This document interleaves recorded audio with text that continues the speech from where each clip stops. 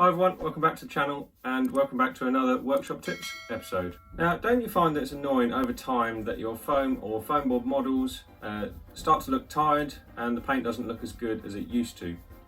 Well, we've all been there, and today we're going to show a simple way that you can help stop that happening to your models and keep them looking fresher for longer.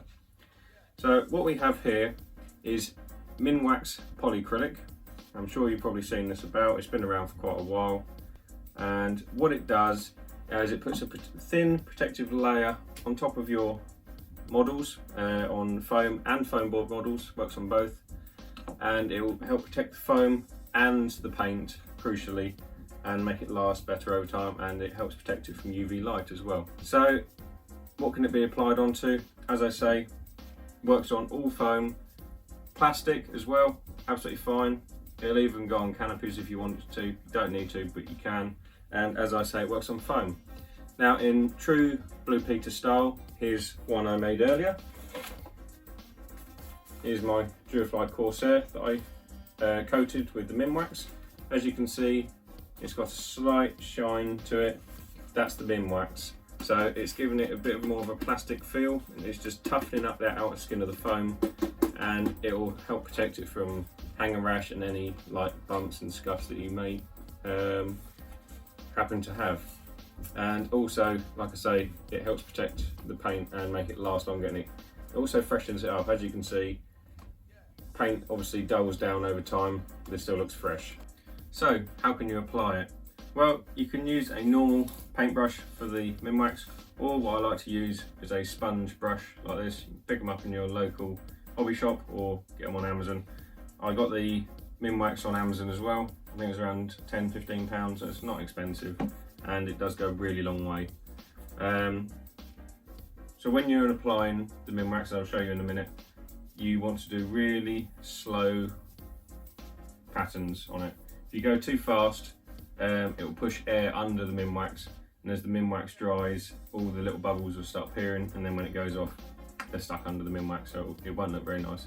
So the slower you do it, the nicer job it will look in the end. So, as I say, it also works on foam board. Here's a foam wing that I've made.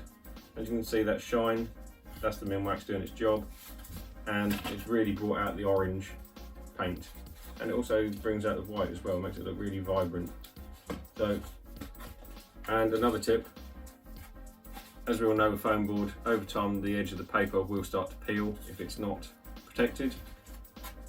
I ran some of the Minwax down the edge.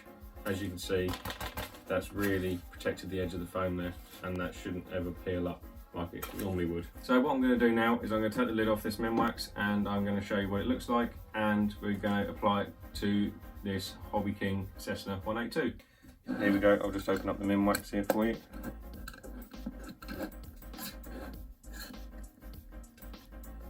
There we go. As you can see, it's like a milky colour inside. You always want to make sure you stir this stuff. Don't shake it, because if you shake it, you'll introduce air bubbles into it. But a nice, slow stir is what's best for this. That's how I've already done that. You can see no air bubbles in there. So, I've got the Cessna's wing here. Like this, you can see it. Just going to dab the brush in very slightly. You only need to get it on the tip. There's no need to put the brush right in there. And we're just going to gently apply it. As you can see, there's barely any going on, which is all you need. It goes a very long way. Go all over your decals as well, help protect them from UV light and damage. So I still haven't had to put any more on my brush yet, just spreading it nice and thin, nice and slowly. As in all painting, try not to lift up your brush too much. Keep it all moving.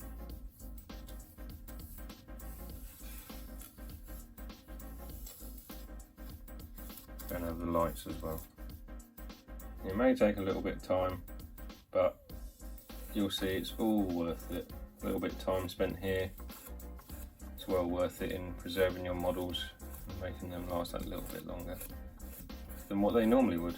Now, I've done a couple of foam board planes now, and you have the usual knocks like you would on landings, like the odd bit of cartwheeling or something like that, or catching the ground as you come in. It's very surprising how well it copes with it. It really does protect it a lot more than you think it would. There we go. That is that half of the wing already done. As you can see, it's got that shine on it, just protecting it. Now, it recommends on the can to do 2 coats or more. I find personally 1 coat is enough. If you really want to protect your model, by all means go ahead, but that will go off in about half an hour to an hour, and that will go solid. So you really don't need to apply a lot. A thin coat is more than adequate, but if you really want to make sure it's protected properly and you feel happier putting more than 1 coat on, by all means go for it. Now, while we're just waiting for the Cessna's Minwax coat to go off on the wing, I thought I'd just take a bit of time and show you how it would work on a foam board aircraft, such as my beloved Hawker Hunter here. And it's exactly the same technique. Nice and slow, nice and small amount on your brush. It's a nice thing with these sponge brushes is they've got the tapered point on them into really tight places. Now, while we're just waiting for the wing to dry off a little bit, I've spun the aircraft around just so I can show you how I protect the edges of the foam board. As we know, it's an area that gets most amount of damage. So I'll just put a little bit on the tip here.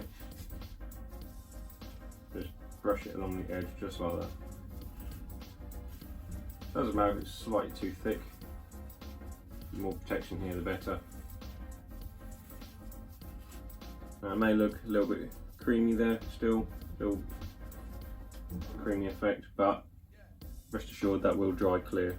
It will just take a little bit longer than the wing. Obviously, it's a little bit thicker coat, but it's well worth protecting the edge of the foam board just to stop the foam peeling up as it does normally over time.